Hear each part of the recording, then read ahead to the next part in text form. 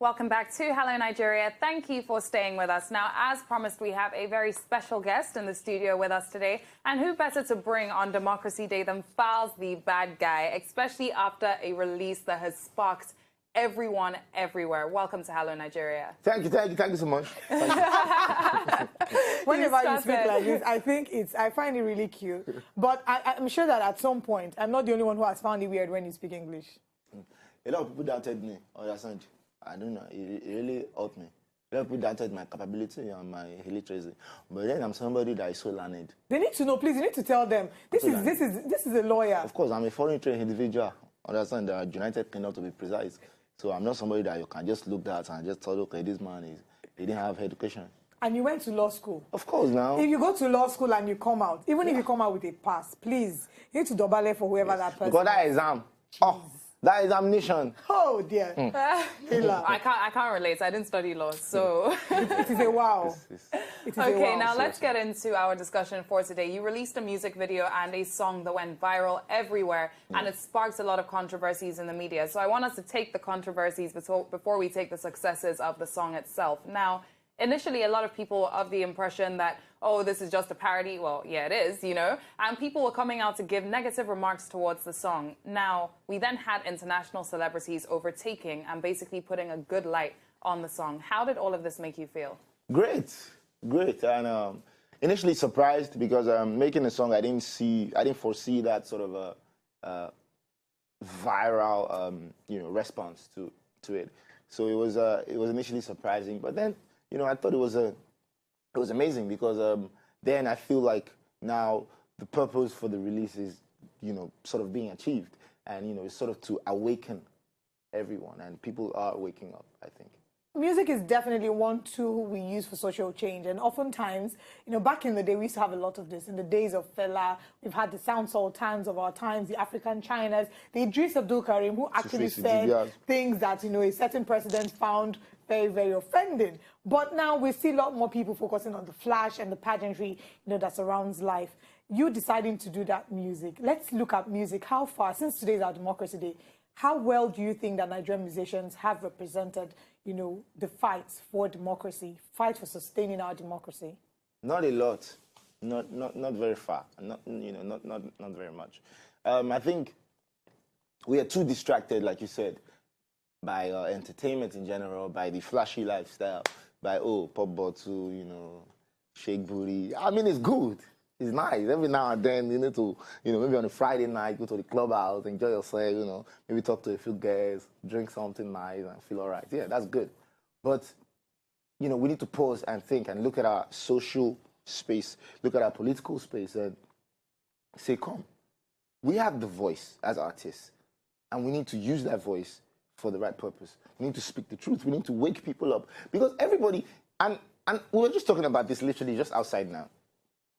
The state of Nigeria, the terrible state of Nigeria has become so normalized that people almost don't remember that it's irregular. Yeah.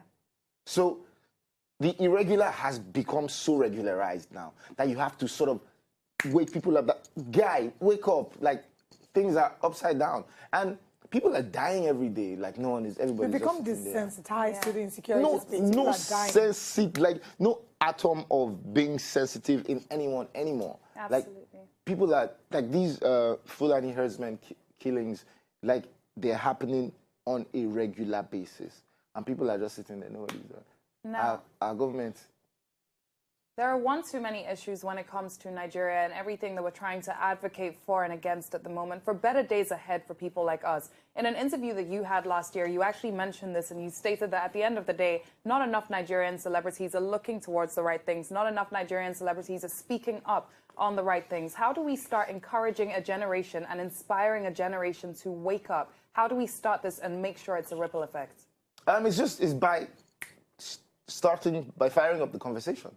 By starting, like I've done, I feel like, somebody actually going out to do it will make people see and be like, oh, actually, true.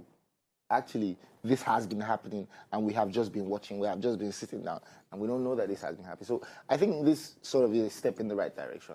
It's like a beginning, it's like kickstarting the engine and hopefully everyone will help push the car forward. Let's go back a while in time to see something that happened on social media. So there was this argument between Oye Mike and Noble Igwe, and we saw that sparked up a new conversation. A lot of young Nigerians who are in support of internet fraud. Do we find that right now, lots of people are afraid to speak up for what is true? That like you've mentioned, what is wrong is the norm. Do we find that that's something that's peculiar to a large number of Nigerians? Oh, yes. And what is the way forward? A large number of youth. Yes, youth. And lots of people are afraid to speak up for what is right. Were you afraid when you were doing that video? No. Lots of people are afraid to speak up for what is right. But what is more surprising is that a lot of people now are so confident to speak up for what is wrong. Like, it's really, really disturbing. It's actually very scary, and I didn't even think of it until you just said it. Like, you just mentioned this issue now. And this guy took to social media to call somebody else stupid and foolish for speaking up. You know what even broke my heart? I went into the comment section and I was reading myself and I was seeing people of influence. We forget the fact that you have a large following on social media and that what you stand for has a ripple effect and affecting the number of younger people looking up to you. Buhari might not be able to directly impact a young person as you might because you already have a large following. So it's just really sad that we're at this place where the wrong things are the norm and people are not speaking up for the right thing. confidently saying, "You are stupid. How can you go and say this?" Like, bro. We should stand together for ourselves. And what did the guy say? He just said that so-and-so businesses are often used as fronts for people perpetrating Yahoo. Autant. Yeah.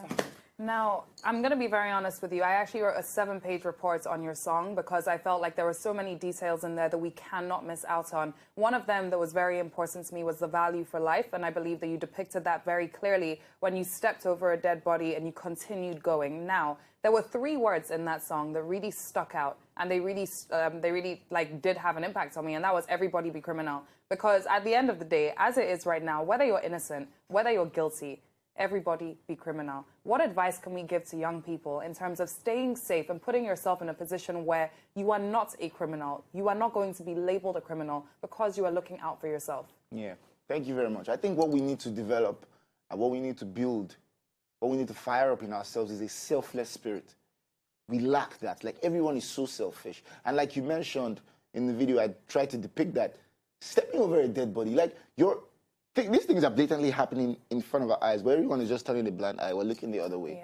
Yeah. No one is doing anything. No one is reacting. It's like in a neighborhood, you're in your house, fire is burning in the neighbor's house. Everyone is screaming, "Oh, fire, fire!" But the fire no reach my house, so make I do my own. That one goes. That one goes. When the fire comes to your house, all your neighbors' houses are burnt. Who's going to be there to help you? Very true.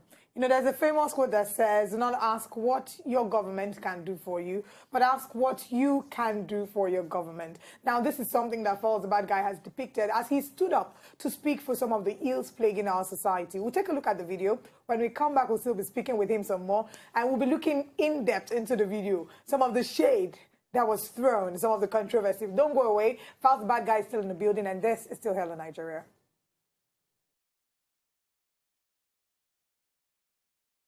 The law of God is against our constitution. And that is the video of Falz, the bad guy. This is Nigeria. That has sparked up lots of controversy. It was done after Childish Gambino did his version. This is America. And now we've seen that there's been a worldwide, response to this. Different people are doing this is, different countries, basically. Yeah. Now, there's one of the controversies that sparked, that came up out of that video.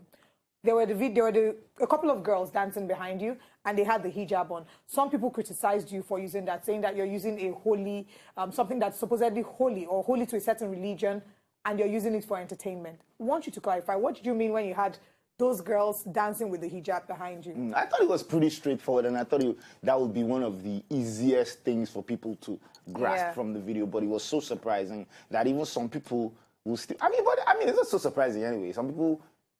When there's a truth being told, always look for the negativity in there, because what people try to do is kill the messenger so that they miss the message. it's very stupid. But anyway, they were saying, oh, why would you have the girls in hijab dancing shaku shaku? Like, oh, that is disrespectful to the religion. Like, please. Those girls were obviously blatantly symbolic of the Chibok girls and the government's extremely sluggish attitude and response to when the girls were kidnapped. And even the Dapchi girls as well. Leah Shabiru is still missing. Exactly. And, you know, even the fact that entertainment and dancing and everything continuously distracts us from everything that's happening. That's why the girls were dancing. And, you know, it was so bad that the government were so sluggish to respond that even by the time they, in quote, brought back some girls said they are not going anymore. Like, that just shows how much time had passed and, like, how much disregard, you know, was had for the lives of those girls and really is for the lives of Nigerians in general by our government. And it's really, really disturbing. Now, let's also speak about the way in which you depicted police brutality in the video. Now, we all know the controversies around SARS that have been in the media, especially this year in particular. We've seen a lot of stories, and it's quite scary and quite frightening. I know that one thing I've told myself is I don't want to go anywhere without my ID. And a lot of people have been feeling the exact same way. Why was it important for you to show this in this video? Because this is a very realistic side to Nigeria right now. Yeah, I think it was very important to point that out because now, more than ever, the harassment is ridiculous. The state anti-robbery squad, or is it special anti-robbery squad or whatever, as they're called, actually special harassment squad. Like now they go out there literally just to harass innocent Nigerians. And every young man that is in a fine car is a Yahoo boy.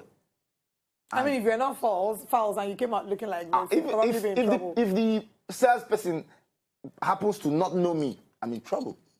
Because I'm a young lad. I'm Mr. Fine car, and maybe I'm wearing chain. Shine. That's Yahoo. You are doing Yahoo. They will harass you, and there's nothing like explanation. They will just take you to the station.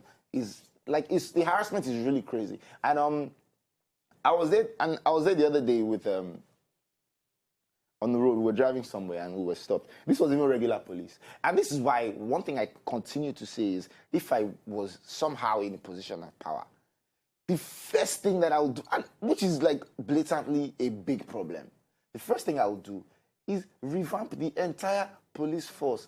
The police is supposed to be there to enforce law and order, you know, where there seems to be chaos or where people are not following the law. Police should be there to enforce. But our police force is non-existent. And I think it's pretty clear. Everyone, you know, knows that. But really nothing is being done. So they stopped us and the guy said, this is a stolen vehicle. This is stolen.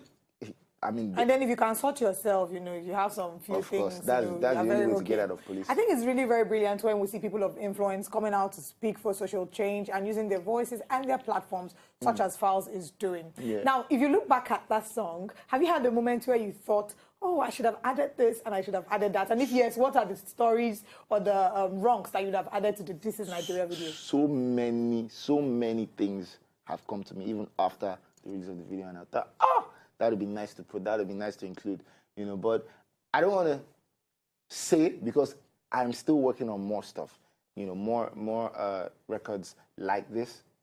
And by like this, I mean socially conscious, you know, to stir up political awareness and social awareness. I'm, in fact, working on an entire project, you know, on this because I believe people really need to wake up. Well, you have shed a light on Nigeria in a way that we probably haven't seen since the days of Fela, if we're being 100% honest. And because of that, you have received several public accolades, one of them being Diddy. How did that feel? That was mad. Hey. How did you react? Puff Daddy post me on the Insta. Oh man, it was crazy. It was crazy. If you had to say something to Puff Daddy, what would you say? Uncle Dede, thank you so much.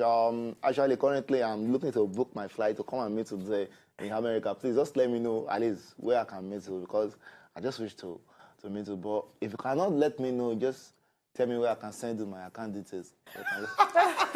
Just credit my account, please. Okay, that's a special message to Didi. Now, before, of course, we can't let you go without speaking about your father and his influence in your life and in your music. Your father is a lawyer, and you're also a lawyer. First of all, did you decide to study law because of him? And we also heard his voice in the background sound of your music. So what would you say, how much would you say your father has influenced? Oh, and happy belated birthday to our daddy, who turned 60. Your father is our father. Yes, Oh, happy belated birthday, sir. So tell us about, did you study law because of him, and how much influence has he had on your career and your music? Because of him, yes, but not like I was forced or anything. I was largely influenced by himself and my mom. Actually, they're both lawyers and, you know, partners in the firm. So, you know, growing up, you know, in that sort of background, in that sort of family, it was almost like, you know, this is the path that this guy will follow. Even since I was in primary school, they were already calling me, lawyer. The law. Yeah, the law, you know. So, you know, naturally, I was already bound to go that way. But, I mean, he's always been completely in support of me and my passion for music. He's never at any point, you know, stood against that. And he's, of course, a big inspiration. He's an icon in the way that he champions the cause of, you know, the masses and the oppressed, in the way that he, you know, sort of advocates for human rights. He's definitely a role model to, like, everybody. All right. Yeah. Thank you so much for joining us. Thank you so much. I look forward to the time when we can actually just have you and talk about other things. But it's brilliant that we can have you to speak about politics. We definitely would love to have you again. Yeah, and then look at your life, personally, your music and your journey so far. Yeah, thanks so much. Thank you. Falz, you plan to get married? That's a very good question. Probably, eventually, someday. I'm just waiting for direction from the Almighty. So we're waiting for direction from the Almighty Lord to find out if you're going to get married. No, to tell me when. To tell you when to get married. Okay, brilliant. Okay, we've had a fantastic show. Thank you so much for joining us. To enjoy more of these our Ogbonge videos when you just watch, press this button to subscribe on top of our YouTube page. You go love her.